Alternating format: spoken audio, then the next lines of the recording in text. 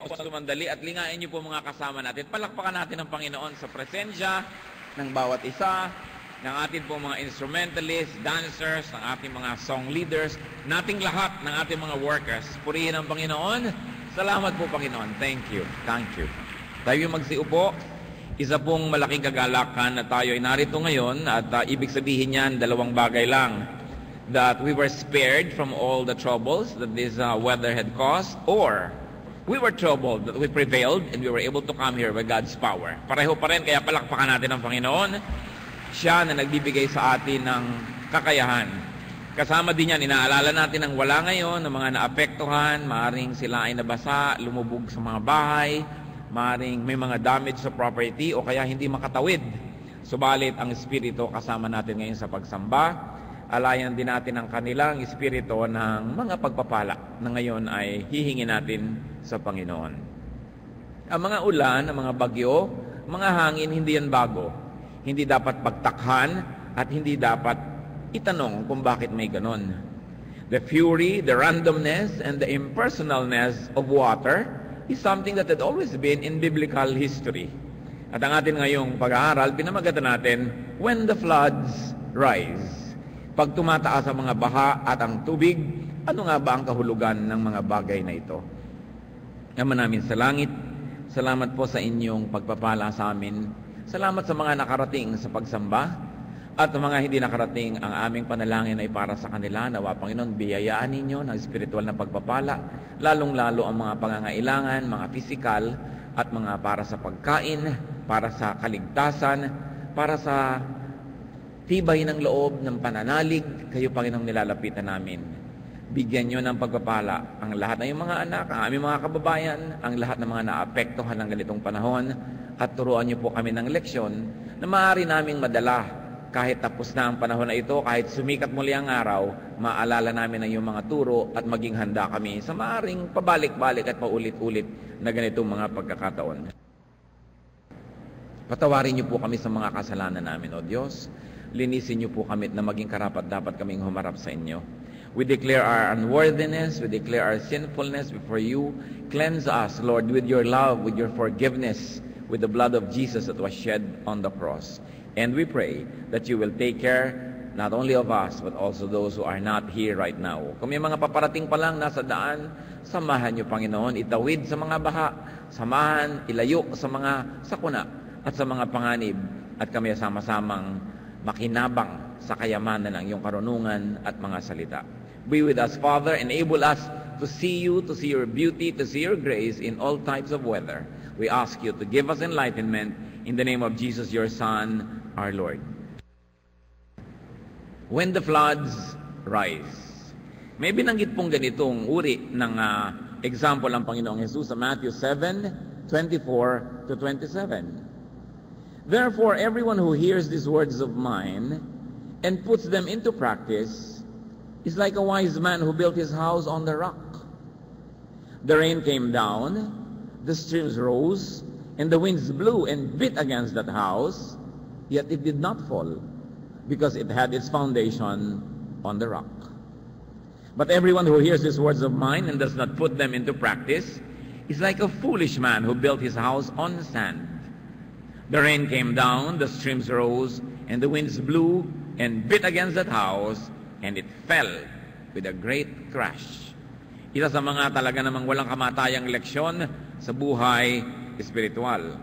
Sa amin ng Panginoong Hesus, sino man na nakikinig, nakakarinig, umuunawa, at sumusunod sa kanyang mga salita, ay katulad ng isang matalinong tao na nagtayo ng bahay sa ibabaw ng bato.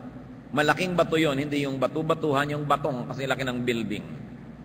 Sabi niya, nung umulan ng walang katapusan, tumaas ang mga tubig, bumaha, humangin ng malakas, at pinagyuyugyugan, niyayanig, gustong ilubog at gibain ang bahay, hindi ito natinag sapagkat ito'y nakatungtong sa bato.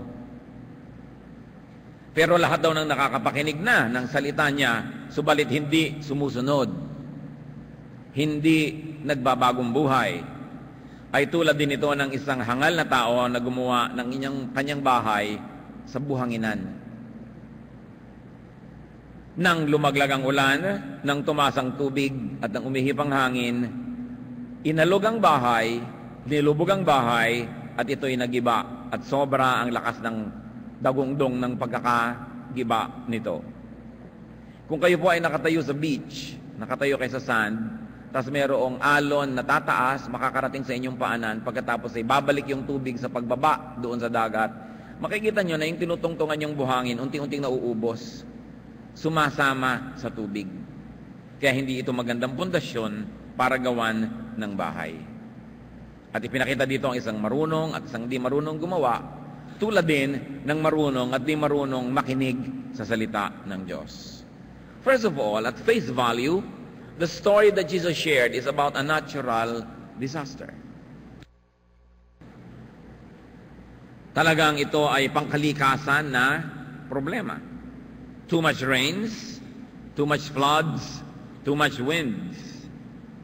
But by natural design, brothers and sisters, they are bound to come, they will come. It is a given. Hindi bago ang ulan, hindi bago ang baha, hindi bago ang hangin. Mula pa lang nang nilikha ng Diyos ang daigdig na ito, kasama na sila sa mga elemento ng buhay. Hindi tayo dapat masurpresa pag dumarating sila. Mas marami pang higit ng mga mababagsik na mga baha, bagyo, hangin, ang naranasan ng sangkatauhan. What is important, as the Lord had taught us, is preparedness for it. Darating. Hindi maaaring ipanalangin sa Diyos na huwag paratingin, nakatakdang dumating. Kasama sa paglikha ng daigdig ang apoy, ang hangin, ang tubig. At ang yan ay may mga relasyon sa isa't isa. So anong dapat gawin daw to be prepared for the wind, for the flood, for the storm? It is nothing but building one's house on a solid rock. It is high, dapat, not low. Not low as to be by and in the path that water takes or would take. Maraming mga bahay ang inanod sa nakaraang baha sapagkat katabi ng ilog. Hindi nasunod ang sabi ni Jesus to build on a rock above water level. Ano ba po ang solid foundation? It is hard so as not to disintegrate in water.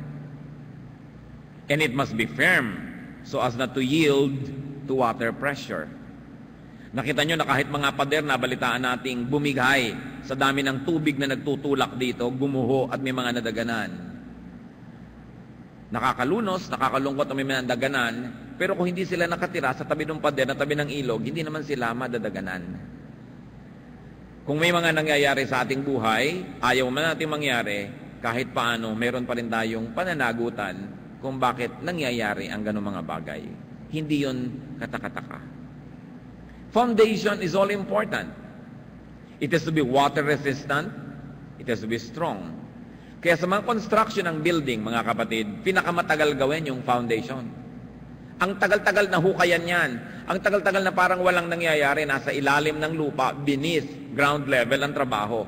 Pero oras na natapos ang foundation, parang kabuting tumutubo yung building, taas na lang ng taas. Kasi ang talagang mahirap at matagal gawin, foundation. Kahit sa pag-aaral. Ang foundation ng good grammar nangyayari kadalasan sa high school at sa elementary. Kaya kung ikaw nag-absent o napunta ka sa eskwelahan na hindi nagpapahalaga sa pagtuturo ng good grammar, pagdating mo sa college, buong buhay mo, handicapped ka sa grammar kasi ang foundation mahina. Siyempre, pwede pa yun ma-repair kung talagang gusto mong matuto. Ang foundation ng health natin, habang tayo ipinaglilihi pa lang ng ating ina, kung nakakain siya ng mga tamang pagkain, at kung strong ang ating genetic heredity, edi strong yung katawan mo. At nung first 5 years mo sa buhay, tama ang mga naibigay sa iyong mga gamot, mga vitamina, mga pagkain, ang lakas ng laban mo sa sakit buong buhay. Pero kung bata ka pa lang, napabayaan ka, hindi ka nakakain ng tama, kaya madali kang magkasakit later. Foundational, that's very important. Pati sa pananalig, kung matibay ang turo sa iyo, yung pundasyon ng iyong theology, ano man ang mangyari, yumaman ka't humirap, lumusog at magkasakit, magkaanak o mamatay,